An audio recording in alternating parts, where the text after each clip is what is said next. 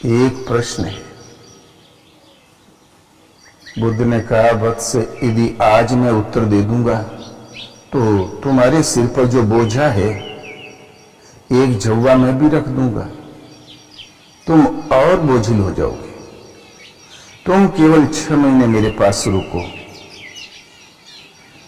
तुम्हारा पुराना बोझा भी खत्म हो जाएगा और तुम प्रश्न का उत्तर भी पा जाओगे। वो रुक गया। दूर एक भिक्षु बैठा था, उसने कहा, भैया फलाने, पूछना हो तो आज ही पूछ लो, 6 महीने बाद तुम्हारे पास कोई प्रश्न नहीं रहेगा तो क्या खाक पूछोगे। मैं भी ऐसे ही प्रश्न लेके आया था, आज भिक्षु बन के बैठा हूं। लेकिन उसकी सच्ची लगन थी, वो रुक गया। जिस दिन 6 महीना पूर्ण हुआ, बुद्ध ने कहा, हाँ अब बताओ तुम्हारा प्रश्न क्या है। तो बोले, भंते, न जाने कब का हल हो गया, प्रश्न पूछा ही नहीं और प्रश्न हल हो गया। अब तो केवल एक प्रश्न है कि पार कैसे लगे, बस। तो जहां साधक हैं और साधना में प्रवृत्त हैं रात दिन, और उन साधकों के लिए साधना उपयोगी चर्चा चलती हो, सत्संग मिलता हो, वहां ऐसा कोई प्रश्न नहीं है जीव के, मनुष्य के हृदय में, जिसका उत्तर 15 दिन में न लौट के मिल जाए। अपने आप मिल जाएगा, पूछने की आवश्यकता ही नहीं। जब कोई नया व्यक्ति आता है तो बहुत प्रश्न करता, लेकिन एकदम बचकानी हरकत, वो प्रश्न ही नहीं होते जो पूछता है, लेकिन उसके लिए भारी चीज है। हम बोले, आप नए आए हैं, अभी आप विराजे, फिर बताएंगे। एक मीटिंग सत्संग हो गया, हम बोले, आप प्रश्न अपना रखो। बोले, महाराज हल हो गया। ईश्वर पथ में एक भी प्रश्न ऐसा नहीं है कि समझ में न आवे और हम भजन शुरू न करें। करना तो चाहते हैं लेकिन समझ ही में नहीं आता। ऐसा किंच सीख रखने भर की जगह भी भगवत पथ में नहीं है। ईश्वर पथ में कभी संप्रदाय नहीं होती। पहले हम गृहस्थ थे, बाल गोपाल, माता पिता, उनकी जिम्मेवारियां थी, पितृ ऋण, मातृ ऋण, और स्त्री का कर्तव्य, पति का कर्तव्य, पुत्रों के प्रति कर्तव्य, उसका निर्वाह कर रहे थे। एक रास्ता था हमारे पास, इसका नाम है प्रवृत्ति मार्ग। उससे जब हमने मुंह मोड़ा, पुण्य जागृत हुआ, उसने साथ दिया, तो हम आत्मपथ में निकल गए। तो इंद्रियों का दमन है, मन का समन है, सतत चिंतन है, और शनै शनै जब सदगुरु मिल गए तो भजन की हृदय देश में जागृति है। फिर उस जहां भजन जागृत हुआ तो आज्ञा पालन की भजन है कि वो भगवान कहते क्या है, समझो और लगो, बस केवल उसे समझना, वो भी एक शास्त्र पढ़ना होगा और लगना होगा। इतने ही का नाम भजन है। जब से जब तक भगवान बताने नहीं लगे, भलाई बुराई का बोध नहीं कराने लगे, तब तक ये वाणी से सुनने और सुनाने से कभी इस जीव को बोध होता ही नहीं। लेकिन भगवान उसके लिए अनुकूल होते हैं जो उनके वो आदेश को सुनकर तुरंत पालन करता है, कर्तव्य पथ पर अग्रसर होता है। लक्ष्मण आज्ञाकारी सेवक थे, उनको भलाई बुराई सोचने की जरूरत ही नहीं थी। जब भरत मिलने गए, जहां लक्ष्मण ने सुना तो तुरंत धनुष उठा लिया। बोले, आज दोनों भाइयों को सैन्य समेत गिरा दूंगा। यदि मैं आपका राम, आपका छोटा अनुज नहीं, यदि ऐसा न कर डालूं। तो बोले, अरे लक्ष्मण, भरत ऐसा भाई संसार में मिलना मुश्किल है। भरत आ रहा है तब कौन चिंता। बोले, भैया आपको सब अपने ही जैसे लगते हैं, कि कई का बेटा है ना, कुछ तो अंश जरूर होगा उसके अंदर। वो अकंटक राज्य करने के लिए आपको मार डालने के लिए आता है, नहीं तो ये चतुर्मुनि सेना किसे प्यारी, कैसे अच्छी लगती। मिलने वाले सेना लेके चलते हैं क्या? बोले अरे और उसको राजमद हो गया भैया। बोले देख भरत ही हो न राजमधु विधि हरिहर पद पाए कबहू की कांजी शीकरी शीर सिंधु बिल गाय। भरत को विधाता हरि और हर विष्णु पद पाके भी राजमद नहीं हो सकता। कभी सुतई भर एक चम्मच मट्ठा से क्षीर सागर भी कहीं जमता है क्या? भरत क्षीर समुद्र है, उसको ये क्षुद्र प्रलोभन उसको प्रभावित नहीं कर पाते, क्योंकि उसकी ड्यूटी थी, उसकी एक जिम्मेवारी मिली हुई थी कि भगवान की रक्षा करना। वो अपनी ड्यूटी पे पक्का था। तब भगवान ने ही दूसरी व्यवस्था दिया। तुरंत आकाशवाणी हुई, लक्ष्मण तुम अवश्य मार सकते हो, लेकिन फिर पछताना पड़ेगा। क्या जिला भी सकोगे? पहले परिस्थिति को सामने से देख लो, फिर उचित होकर लो। लेकिन रहा पैंतरे से दूर खड़ा रहा धनुष लेके, और जब भरत आया तो आंखों में अश्रु थे, और वहीं से साष्टांग दंडवत करता हुआ आगे बढ़ा घिसलते हुए। भरत राम ने उठा के सीने से लगा लिया। बोले भैया ये कलंकित मुंह भैया को दिखाने लायक था ही नहीं, लेकिन मैं अभागा अपना कलंकित मुंह लेके चला आया दर्शन की लालच में। तब लक्ष्मण भी आके घोड़े पे गिरे। बोले भैया हमने तो आप पर बाण उठा लिया था। बोले अरे पगले मारा क्यों नहीं, मेरा उपकार हो जाता, भला ही करिया मुंह आपन भैया को तो नहीं दिखाना पड़ता मुझे। लक्ष्मण को कोई ज्ञान नहीं भरत प्रेम से आता है या द्रोह से। उसकी दृष्टि थी केवल अपनी ड्यूटी पर जो मिली थी उसको। तो विवेकी पुरुष का केवल एक कर्तव्य होता, अपनी ड्यूटी करे। ड्यूटी सही दिशा में जा रही है कि गलत, ये जाने भगवान। वो आराध्य देव व्यवस्था करे। वाणी से नहीं समझोगे तो भीतर से समझाएंगे, नहीं मानोगे तो मना देंगे, व्यवस्था दे देंगे। आगे गए, जब रावण का बेटा मेघनाथ चला युद्ध के लिए तो लक्ष्मण लगा छटपटाने। बोले भैया हुक्म दे, मैं अभी मार गिराता हूं। बोले अरे लक्ष्मण थोड़ा विवेक से काम लेना। बोले भैया बेफिक्र है, भला इसके लिए कौन विवेक, आपका हुक्म चाहिए। बोले जाओ हुक्म है। गया पट्टा लड़ गया, लग गई शक्ति चारों कोने चित्त। बला बल का विचार भी लक्ष्मण ने नहीं किया कि शत्रु जो आ रहा है उसका बल कितना, उसके शस्त्र कैसे, मेरे शस्त्र कैसे, कोई निर्णय भी नहीं लिया। लेकिन भगवान ने संजीवनी जड़ी का व्यवस्था दी।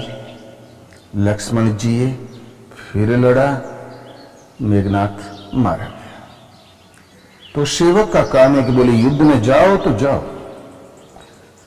बल कितना, मेरी दुर्बलता कितनी, ये काम भेजने वाले का। साधक का काम है आज्ञा पालन, इसी का नाम है विवेक। पूज्य महाराज जी कहें आज्ञा पालन ही भजन है, और कोई भजन नहीं। कभी कभी साधक अपने गर्म पड़ जाता है, बोले हम भी कुछ हो गए हैं, अब हमारे जैसा कौन है।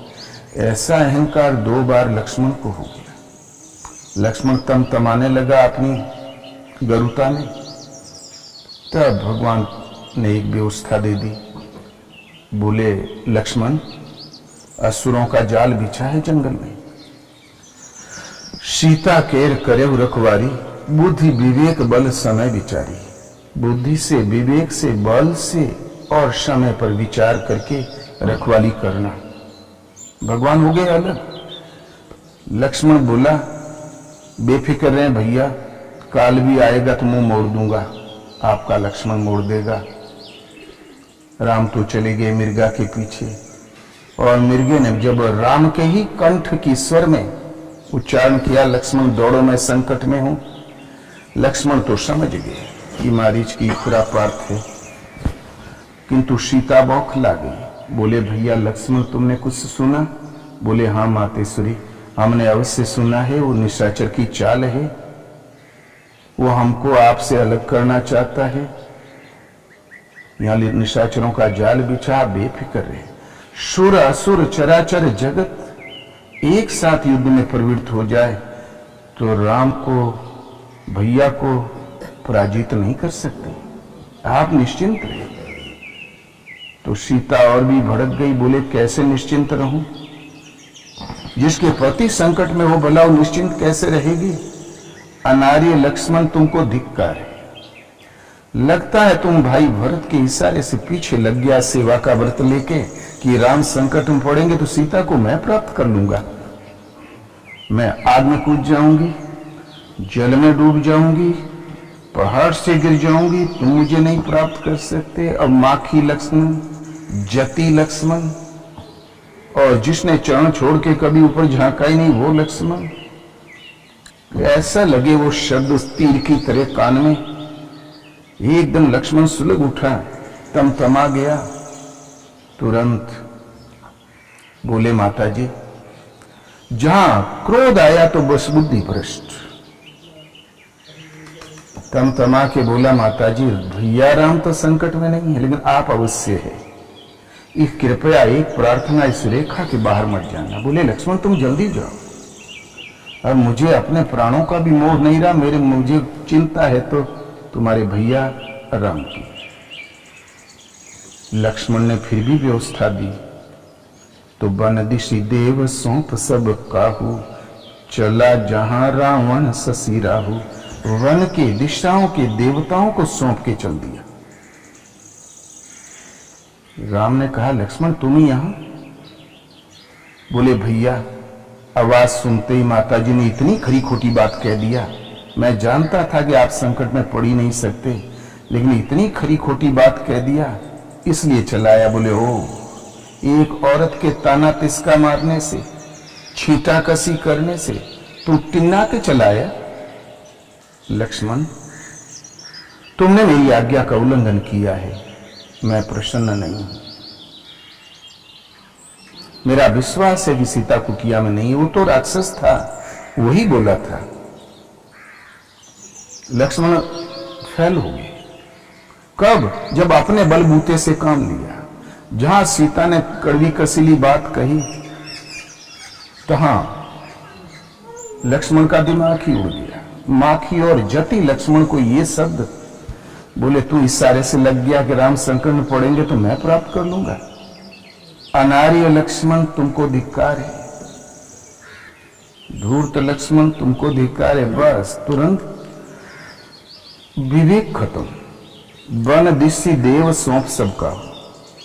जिस रावण का षड्यंत्र है, शूर्पणखा उसकी सगी बहन, उसी ने निमंत्रण दिया है युद्ध को।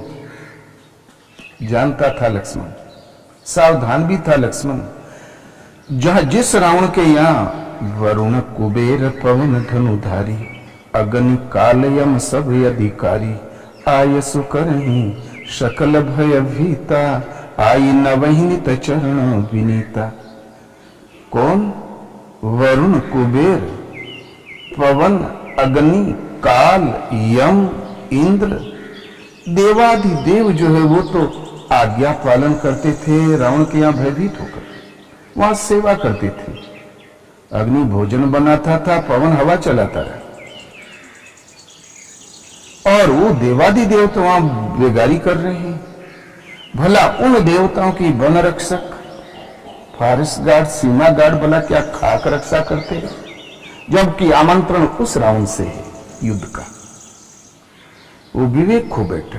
वो वन के देवता और दिक्पालों को सौंप के चल दिया। जहां रावण ने वहां प्रवेश किया तो मंद शीतल हवा चलने लगी, और वन और दिशाओं के देवता दुबुक गए दाहिने बाएं, और दिमाग ही उड़ गया लक्ष्मण का। विवेक खत्म, बुद्धि खत्म, बुद्धि विवेक, बल खत्म, नर्वस हो गया। समय विचारी, समय पर भी विचार नहीं किया। जो सीता, अरे खड़ा रहता 1 घंटा, सीता जी खड़ी खोटी सुनाती रहती, तू हाथ जोड़ के सुनता रहता तो क्या फर्क पड़ता था? समय तो यही नाम कर रहा था। फिर बुद्धि भी खत्म। जो सीता अयोध्या से पैदल कंटकीर्ण पथों पर नग्न पांव चल के पहुंची है उतनी दूर पंचवटी, क्या 4 किलोमीटर और नहीं चल सकती थी? बोले माता जी आप भी चलें हम भी चलें तो क्या फर्क पड़ जाता है, बुद्धि भी खत्म। कारण कि क्रोध में आदमी विवेक खो बैठता है। क्रोधात भवन्ति सम्मोह, सम्मोहात स्मृति भ्रंशात, स्मृति भ्रंशात बुद्धिनाशो, बुद्धिनाशात प्रणश्यति।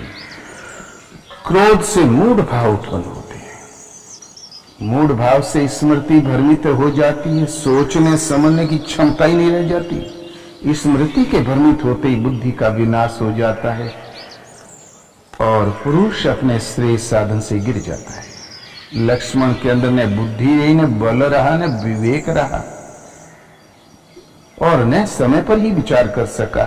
कब? जब अपने बल पर हो गया। और भगवान के बल पर हुआ तो भरत ही क्यों न आ गया हो, मेघनाथ ही क्यों न हो।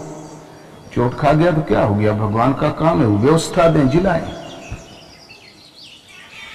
एक समय लक्ष्मण जब रावण मर चुका है, राज्याभिषेक हो चुका है, राम का भी राज्य में सर्वत्र शांति की लहर छा गई। भगवान के राज्य में कोई दरिद्र दुखी नहीं था, नहीं दरिद्र कोई दुखी न दीना, नहीं कोई अबुध न लक्षण हीना। दरिद्र नहीं, दुखी नहीं, अबुध नहीं, सब प्रबुद्ध, लक्षणहीन नहीं, सकल परम गति के अधिकारी।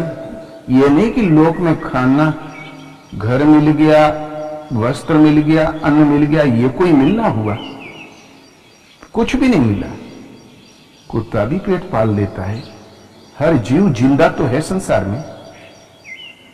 इस जीव मानव तन की सार्थकता तब है जब परम गति भी हमारे लिए सुलभ हो। राम राज्य में सकल परम गति के अधिकारी, सारी व्यवस्था पूर्ण थी। जब समय पूरा हुआ, भगवान राम का धाम जाने की इच्छा मन में हुई तो यमराज पहुंच गए एक संत वेश में। बोले भगवान हम लोगों की वार्ता के बीच में कोई आवे ना, कोई हम लोगों को वार्ता करते हुए देख ले अथवा सुन ले तो वो आपके द्वारा मृत्यु दंड का पात्र हो, अति गोपनीय बात है। तो लक्ष्मण कूद पड़ा बीच में, बोले भैया मैं पहरेदारों को हटा देता हूं, मैं खड़ा होता हूं। बोले अरे लक्ष्मण तुम चक्कर में मत पड़ो, पहरेदारी ठीक है, मामला गंभीर है, क्योंकि ऐसी शरत पर वार्ता तो हमसे आज तक किसी ने किया ही नहीं कि कोई सुने ना। रामराज में कपट किया, सब खुला दरबार, ये आड़ में बात करने वाला तरीका पहली बार सुन रहा हूं लक्ष्मण, तुम मत पड़ो बीच में। बोले नहीं भैया, क्या आपको लक्ष्मण पर भरोसा नहीं? काल का भी मुंह मोड़ दूंगा। और खड़ा हो गया पट्टा। इतने में पहुंच गए दुर्वासा। बोले लक्ष्मण राम से तुरंत मिलना है। बोले महाराज खीर खाइए, हलवा खाइए, कचौड़ी खाइए, विराजिए, एक घड़ी बाद दर्शन होंगे। तो बोले लक्ष्मण राम के राज्य में संतों के लिए प्रतिबंध कब से लग गया? हट जाओ नहीं तो अयोध्या भस्म कर दूंगा, श्राप देके। अब लक्ष्मण लगा गणित लगाने, अयोध्या भस्म हो जाए तब ठीक, या मैं अकेला भस्म हो जाऊं तब ठीक। गणित लगा के सीधा पहुंच गया। बोले अकेला ही भस्म हो जाऊं तब ठीक, क्योंकि न तो काल आया है न कोई शत्रु, ये ठहरे संत। अब महात्माओं से मुंह कौन लगे। लक्ष्मण चला गया, वो यमराज बैठा था, उसका काम हो गया, जिस कार्य के लिए आया था पूर्ति हो गई। तुरंत प्रणाम किया और गायब हो गया। दुर्वासा को भला काम कौन? बोले अरे राम इधर से निकले थे, हमने सोचा देख लें राम कैसे है, शांति तो है राम राज्य में। बोले हाँ। तो बोले जल्दी कुछ खिला दो। बच्चों 2 रोटी खाया, आगे बढ़ गए। जब सभा में बैठे तो बोले राम आज राजकुमार लक्ष्मण ने राज आज्ञा का उल्लंघन किया है, शरत के अनुसार लक्ष्मण को मृत्यु दंड मुझे देना है, सभासदों बताओ कैसे दिया जाए। तो हनुमान बोले प्रभु स्वजनों का मृत्यु दंड होता है परित्याग, तो आप इनका त्याग कर दें, आपकी प्रतिज्ञा पूरी हो जाएगी और लक्ष्मण भी बच जाएंगे। तो बोले राजकुमार लक्ष्मण मैं तुम्हारा परित्याग करता हूं, बस तुरंत लक्ष्मण टिन्ना के गया, सरजू किनारे बैठ के 18 दिन उपवास करके ध्यानस्थ होकर, समाधिस्थ होकर, योग साधना में प्रवृत्त होकर उसने शरीर त्याग दिया। जब भगवान राम ने सुना कि लक्ष्मण ने शरीर त्याग दिया, लक्ष्मण ऐसे भाई नहीं रहे तो संसार में जीने से क्या लाभ। भाई का जीवन भाई है, भाई बिनु जग में मान कहां। आजकल तो बाबू ने भैया सब है, रुपया 10-20 हजार रुपए का मामला पड़ जाए तो भैया के जन्म भर के लिए भूलने को तैयार है लोग। पाप सवारना ये प्रभाव है युग का। लक्ष्मण ऐसे भाई नहीं रहे तो अब जीने से क्या लाभ। राम भी सरजू में समा गए। अयोध्या को तो दुर्वासन का भस्म कर दूंगा, वो तो भस्म कर दिया, वो तो गई। जब लक्ष्मण ने अपने बलबूते पर भार लिया, लक्ष्मण असफल हो गए। राम ने कहा, लक्ष्मण एक बार तुमने मेरी आज्ञा का उल्लंघन करके सीता को खो दिया था वनवास में, आज तुमने मेरी आज्ञा का उल्लंघन करके तुमने मेरे प्राण ही ले लिए लक्ष्मण। इतने में टेकी लक्ष्मण, माखी लक्ष्मण तुरंत टिन्ना के गया, सरजू किनारे बैठा और प्राण विसर्जन कर दिया। राम भी लक्ष्मण के सुना तो सरजू की ओर चल बसे। पूरी अयोध्या पीछे लगी, सब के सब पार हो गए। लोग कहते हैं राम ने शंबुक को क्यों मारा। अरबों खरबों शंबुकों को सब धाम ले गए। केवट अधम, गीद अधम, खगे आमिष भोगी, सबरी अधम, कोल किरात अधम, बानर अधम। कहो अस कौन में परम कुलीना, कपि चंचल सब ही विधिहीना। प्रातले जो नाम हमारा, तादिन ताहिन मिले आहारा। अस में अधम सखा सुन मोह पर रघुवीर, कीन कृपा सुमरी गुण भरे विलोचन नीर। हनुमान ने कहा, सके मैं इतना अधम हूं, जब मुझ पर कृपा की है, तुम तो राजकुमार हो विभीषण, तुम्हारा क्या कहना, चलो शरण में। एक चेला मुड़ लिया। अर्धरात्रि हनुमान जी ने विभीषण से वार्ता रात ही नहीं हुई थी, और अधम निशाचर लेने जाई वो अधम। जितने अधम मिले सब टुकड़ों टुकड़ों में बंटे हुए थे, सबको एक साथ लिया, एक पत्तल में खाया, एक सैया पर बैठे, एक साथ सबको संगठित करके युद्ध में प्रवृत्त किया। अयोध्या भी ले आए। अनंत अधमों को, शंबुकों को तो बैकुंठ भेज दिया। सबरी के जूठे बेर खड़े। और एक शंबुक था धोबी, उसके कहने से सीता को वनवास भी दे दिया। और जब धाम गए तो सबको लेके गए। कहते राम शंबुक के क्यों मार दिए। एक कामनाओं से बुद्धि आक्रांत होने से, एक मोह, एक कुर्सी का। लाखों वर्ष पहले एक व्यक्ति मर गया तो बोले क्यों मार दिया, जबकि रामायण में लिखा भी नहीं, शंबुक की घटना है भी नहीं। वाल्मीकि में लिखा तो शंबुक ने ही लिखा, वाल्मीकि भी तो शंबुक थे नहीं थे। भील जाति करनी कुटिल, धर्म सुना नहीं कान, सदगुरु के कारण मिला विप्र रूप सम्मान। ये मानस है। मानस कहते हैं मन को, अंतःकरण को। राम के चरित्र वे जो आपके अंतःकरण में प्रसारित हैं सब में दिखाई नहीं देते। बारीकी से अपने मानस का अध्ययन करोगे, मन का, अंतःकरण का, तो काम के चरित्र, लोभ के चरित्र, राग द्वेष और मोह के चरित्र मिलेंगे। लोलुपता के चरित्र अवश्य मिलेंगे। राम के चरित्र तो नहीं दिखाई देते, हैं सब में प्रशुद्ध हैं। जिस विधि से जागृत होते हैं और राम पर्यंत दूरी तय करा देते हैं, वहां तक का साधना क्रम इस रामायण में अंकित है। ये मानस है। शंबुक का अर्थ होता है समत्व की वृत्ति। साधक प्राइमरी ग्रेड पर है, साधना के आरंभिक स्तर पर है, और समत्व की स्थिति में अपने आप को जहां शो करने लगा, तो वो जो प्राइमरी है, साधना की शुरुआत में जो कर्मागत साधना थी वो भी छूट गई। और कोई रूपक बनाने से स्थिति मिलती है क्या? वहां भी फैल। इस कमजोरी को कोई संसार में नहीं पहचान सकता सिवाय भगवान के, क्योंकि नीति प्रीति परमार्थ स्वार्थ कोई न राम सम जान जथारथ। भगवान के समान कोई नहीं जानता, लेकिन भगवान जानते हैं हृदय से, तुरंत उस भूल का सुधार करते हैं और फिर जहां से साधन छूटा वहीं से आरंभ कर देते हैं। तो शंभू पेड़ में उल्टा लटका था, राम ने गिराया, ब्राह्मण बालक मर गया था, वो जी उठा, न जाने कब का मरा पड़ा था, जी उठा। तीसरे दिन लाश सड़ जाती, चौथे दिन कीड़े पड़ जाते हैं, पता नहीं कब का मरा पड़ा था, जी उठा। क्या है बवाली? ऐसी सर्जरी हमने कभी नहीं सुना। वास्तव में है तो अल्पज्ञ। भगवत पद की प्रथम सोपान है शूद्र, अल्पज्ञ। यदि भजन जागृत है, साधना जागृत है, तो अल्पज्ञ है। उत्तम, अति उत्तम, मध्यम और निकृष्ट, 4 ईश्वर पद के सोपान है। इसमें ये निकृष्ट सोपान, वो भी भजन जागृत हो जाने के पश्चात। यदि भजन नहीं जानता तो कदापि निकृष्ट नहीं, शूद्र नहीं, एडमिशन ही नहीं, तो भला डिग्री कौन दे देगा? और प्रथम सोपान के साधक भूल करते हैं।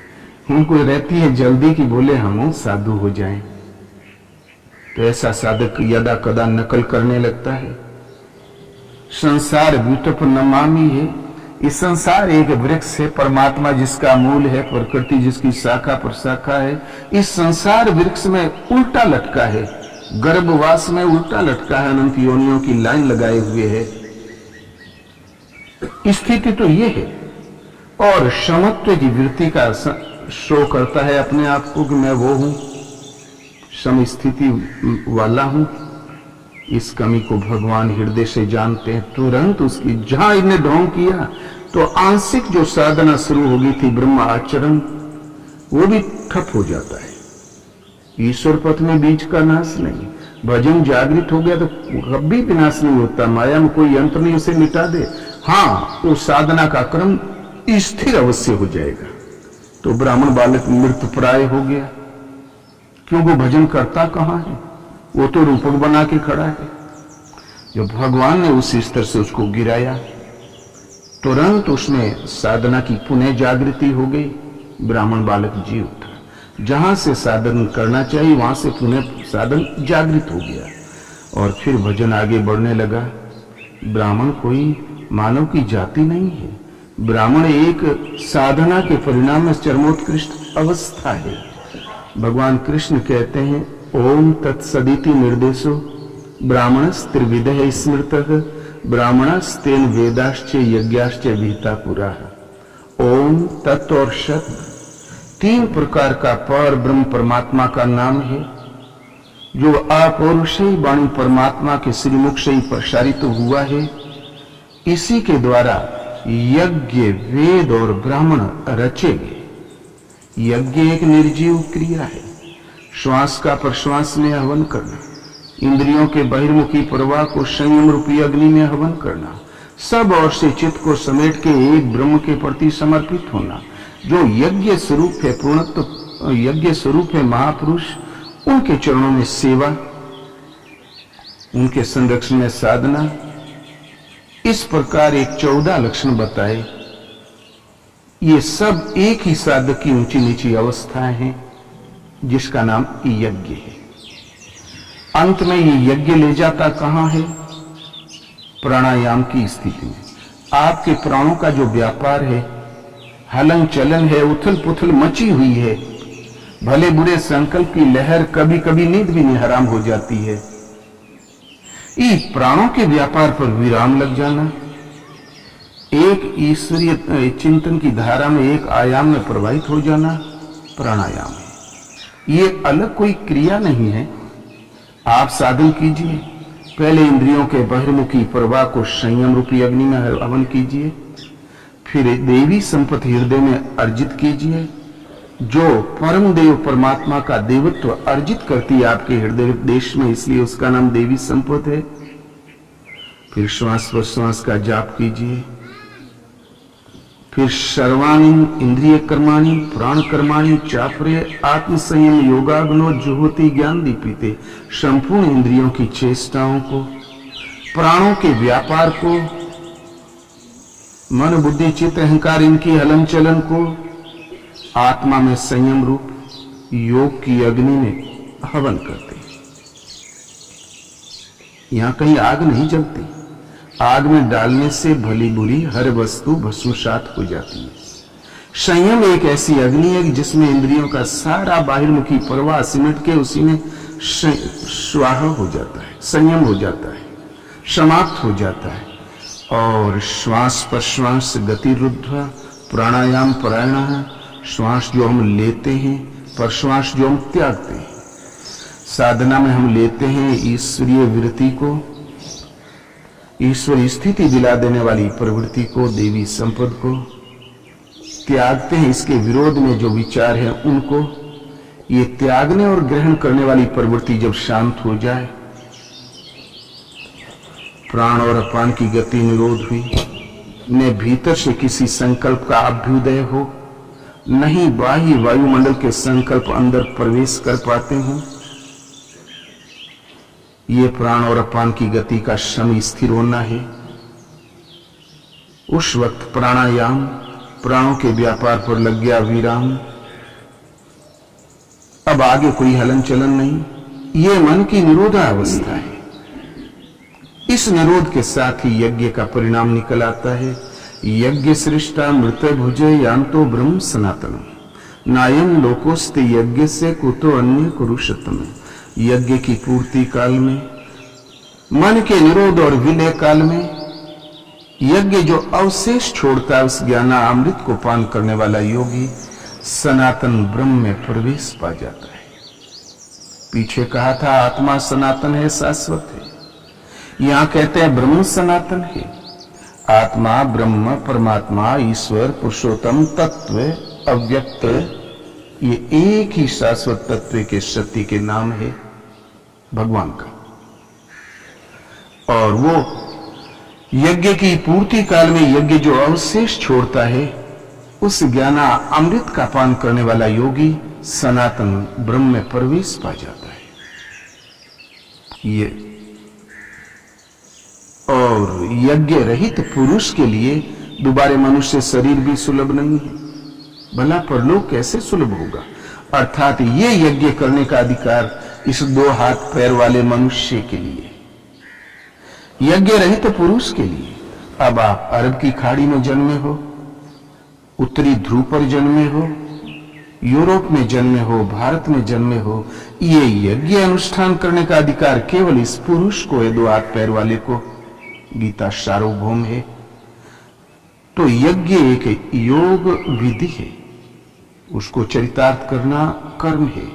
तो भगवान कृष्ण कहते हैं कि ओम तत्व और सत 3 प्रकार का उस पर ब्रह्म परमात्मा का नाम है, और उस अपौरुषेय सत्ता परमात्मा से ही प्रसारित हुआ है, ब्रह्म से ही प्रसारित हुआ है।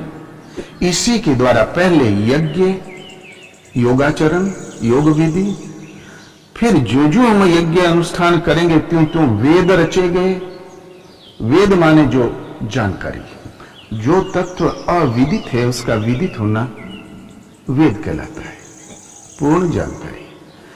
जहां यज्ञ संपन्न हुआ तो वेद है। जो तत्व हम जानना चाहते हैं, जिसके लिए हम विकल्प थे, जिसके लिए हम अभ्यास करते थे, वही विदित हो गया। उस प्रत्यक्ष जानकारी का नाम है वेद। और जहां उसे जाना तो जानत तुम ही हो जाई। उन्हें जानकर उसी भाव को प्राप्त हो गया, दृष्टा स्वरूप में स्थित हो गया। वो है ब्राह्मण। ब्राह्मण रचेंगे। ब्राह्मण एक रचना है, यज्ञ एक निर्जीव क्रिया, एक रचना है। वेद एक अपौरुषेय वाणी के द्वारा मिलने वाली अनुभूति है, और जो उसे जाना है वो ब्राह्मण। ब्राह्मण भी एक स्थिति है, रचना है, न कि जन्मता है। ये योग्यता सबके लिए सुलभ है, केवल भजन करना चाहिए। एक परमात्मा ही सत्य है। ये शोध वैदिक ऋषियों की है। भगवान कृष्ण ने कहा सत्य वस्तु का तीनों काल में अभाव नहीं, असत्य का अस्तित्व नहीं। इन दोनों का अंतर तत्वदर्शियों ने देखा। इसने देखा तत्वदर्शियों ने कि न तो किसी समृद्धिशाली ने देखा, न चक्रवर्ती सम्राटों ने देखा, न विशिष्ट बुद्धिजीवियों ने देखा। किसने देखा? तत्वदर्शियों ने। एक नवीन प्रश्न खड़ा हो गया कि तत्वदर्शन क्या है? गीता के अनुसार परम तत्व है परमात्मा, जिन्होंने साधना के परिणाम में उत्थान होते होते उसको विदित किया और जाना। उन महापुरुषों ने पाया कि आत्मा ही सत्य है। भगवान ने उसी सत्य को दृढ़ाया जो कभी तत्वदर्शियों ने देख लिया था। सत्य कभी बदलता नहीं। भगवान होने के नाते कोई नवीन सत्य बता दिया हो ऐसी बात नहीं। आगे कहते हैं, ऋषि भीर बहुधा गीतम छंदे भीर विविधे पृथक ब्रह्म सूत्र पदैश्चैव हेतु वद भीर विनिश्चिते। ऋषियों ने विविध प्रकार से गायन किया, छंदोबद्ध किया, ब्रह्म सूत्रों में प्रस्तुत किया। अनादिकाल से मैं उसी सत्य को कहने जा रहा हूं। गीता को 5,500 वर्ष हुआ है भगवान कृष्ण के सरकाल को, लेकिन उन्होंने उससे भी लाखों वर्ष पूर्व के काल के जो निर्णय थे उस निर्णय को दिया। गीता आदि शास्त्र है, ये मानव दर्शन है और भारत का राष्ट्रीय ग्रंथ भी यही है। आज ये ग्रंथ प्रसारित कर दे, आतंकवाद खत्म, परस्पर टेंशन खत्म। अरे क्या है कुरान में एक अल्लाह, वो तो गीता से लिया हुआ अनुवाद। क्या है बाइबल में कि एक ईश्वर। ओल्ड टेस्टामेंट में क्या मूसा की वाणी एक ईश्वर।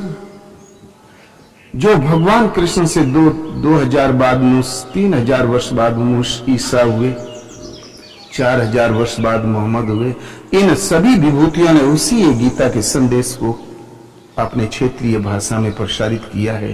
भेद खत्म, टेंशन खत्म, आतंकवाद खत्म। केवल आप गीता को राष्ट्रीय ग्रंथ के रूप में दो ना, आध्यात्मिक देश भारत का आध्यात्मिक दर्शन के रूप में तुरंत इसको दो।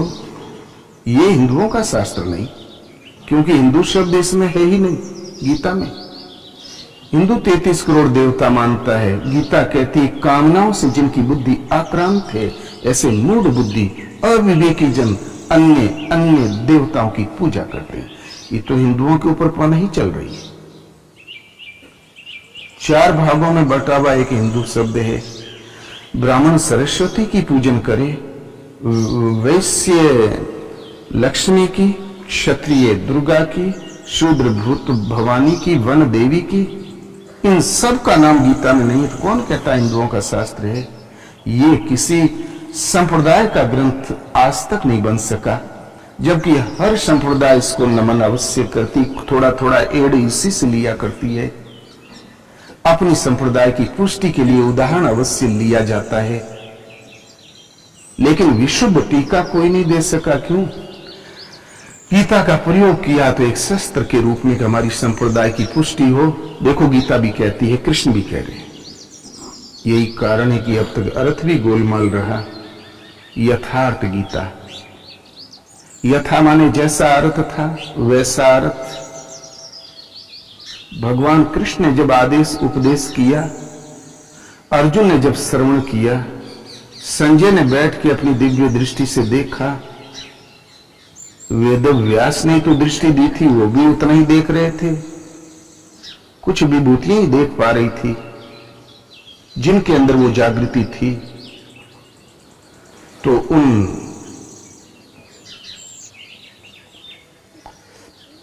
उस समय उनके मनोगत भाव क्या थे? उन भावों की अभिव्यक्ति वही महापुरुष कर सकता है जिसके हृदय में व्यास और संजय जैसी, अर्जुन जैसी दृष्टि का सूत्रपात हुआ हो। क्योंकि जो दृश्य उनके सामने थे वो आज इनके सामने। वो स्थिति तब मिली थी 5,500 वर्ष पहले, लेकिन आज भी सबके लिए सुलभ है। वही आंख और वही दृश्य। भगवान कृष्ण कहते हैं अनेक जन्म चलते चलते जो प्राप्ति वाला जो जन्म है वो ज्ञानी भक्त मेरा स्वरूप है, मैं उसमें हूं और वो मुझ में है। उसे हटा दो मुझे बैठा दो एक ही बात, मुझे हटा दो उससे बैठा दो एक ही बात, कोई फर्क नहीं। ये परंपरा सदा अक्षुण्य है, सदैव रहेगी। और मानव के हृदय में जो दुख का कारण है, जिसमें झुलसता रहता रात दिन, चांदी की थाली में भोजन परोसा रखा लेकिन कलेजे में आग लगी रहती है।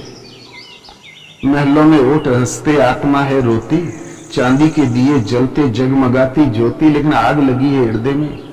उस हृदय में जलन जो है, पीड़ाएं हैं, उन पीड़ाओं का संपूर्ण निवारण, सहज सुख की प्राप्ति का स्रोत गीता है। इसलिए आप लोग इसका 3 आवृत्ति अवश्य करें, यथार्थ गीता की, फिर आवश्यकता अनुसार पढ़ें। और कोई मरने जीने लगे तो उसको जरूर पहले ही से सुनाना कर शुरू कर दो 10 दिन पहले, क्योंकि गीता के अंत में कहा गया है केवल श्रवण करेगा वो भी उत्तम लोगों को प्राप्त होगा। तो भला श्रवण करने में क्यों चूकाएं? और जो मेरे अर्जुन हम दोनों के इस उपदेश को मेरे भक्तों में कहेगा, उसके द्वारा मैं पूजित होऊंगा, क्योंकि उसके द्वारा मेरी पूजा, जितनी पूजा का मेरा सर्वोपरि स्तर वो स्तर पकड़ लेगा, उसके समान मेरा प्रिय कार्य करने वाला संसार में कोई नहीं है। वो मेरे सहज धाम को प्राप्त होंगे, केवल कान से सुनेंगे वो भी उत्तम लोगों को प्राप्त होंगे। इसलिए माता पिता पूर्वज स्वजन कहीं भी यदि कोई विषम परिस्थिति में हो तो गीता अवश्य सुनाना चाहिए पाठ, लेकिन यथार्थ गीता। विश्व भर के विद्वानों ने मिलकर स्वीकार किया कि मानव के लिए यदि सुलझा हुआ कोई शास्त्र है तो गीता परिभाषा यथार्थ गीता। इसलिए आप भी तो विचार करके देख लो, जब संसार कहता तो घर की वस्तु हम क्यों न देखें। राजस्थान में एक कहावत है, खाक में छोरो और गांव में ढिंडोरो। एक औरत का छोटा बच्चा खो गया, वो विकल होके गांव में भटकने लगी, हाय हमारा बच्चा, हाय हमारा बच्चा। और लड़कवा दूध पी के मस्त रहा, अपन सोया रहा, बगले में दबाए रही है। तो बोले तुम्हें हाथ काहे दबाए? तो देखा तो वहीं मस्ती से पड़ा रहा धुंधुकाली की तरह। तो बोले खरी का लड़का है। तो खाक में छोरो और गांव में ढिंडोरो। आपके पास दिव्य शास्त्र भगवान का संदेश विद्यमान है और आज शास्त्र विहीन भटक रहा है, तो ये केवल भारत। बोलो श्री गुरुदेव भगवान की जय।